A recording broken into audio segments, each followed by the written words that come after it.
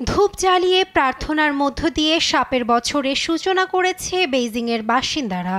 নতুন বছরের প্রথম দিন প্রার্থনা করা চীনের একটি ঐতিহ্যবাহী রীতি, যার অংশ হিসেবে লামা মন্দিরে জড়ো হয় বহু মানুষ।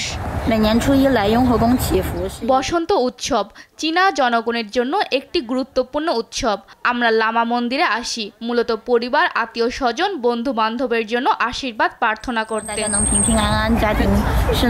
রাজধানী বেইজিং, সাংহাই, দক্ষিণ পশ্চিম চীনের ছংছিং, পূর্ব চীনের ফুজিয়ান, চ্যাচিয়াং, উত্তরের হেইলংচিয়াং, চিলিন, হপেই, থিয়ানচিন ও দক্ষিণের ইউননান সহ সারা দেশে নেচে গিয়ে উদযাপন হচ্ছে এ উৎসব।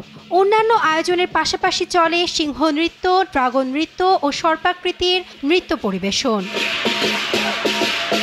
শুধু চীন নয়, চন্দ্র নববর্ষ উদযাপন হচ্ছে অস্ট্রেলিয়ার সিডনিতেও। ঐতিহ্যবাহী সিংহ নৃত্যের মাধ্যমে বছরের প্রথম দিনকে স্বাগত জানায় সিডনিবাসী। রয়টার্সের ভিডিওতে দেখা যায় সাপের প্রতিকৃতির বিভিন্ন কার্টুন নাচছে সিডনির রাস্তায়। সেলফি তুলতেও দেখা যায় পথচারীদের। সাপ সাধারণত এশিয়ানদের কাছে খুব ভীতিকর, কিন্তু এখানকার সাপগুলোকে আমরা কার্টুনের আকৃতি দিয়েছি।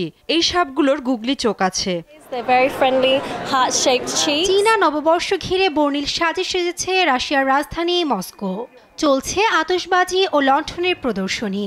মঙ্গলবার ঐতিহ্যবাহী সিংহ ও ড্রাগন নাচের মধ্য দিয়ে নতুন বছরকে স্বাগত জানায় মস্কোবাসী। খোলা হয় চীনা থিমযুক্ত বাজার, যেখানে পরিবেশন করা হয় নানা মুখরোচক খাবার। স্থানীয়দের পাশাপাশি উৎসবে যোগ দেয় বিদেশি পর্যটকও।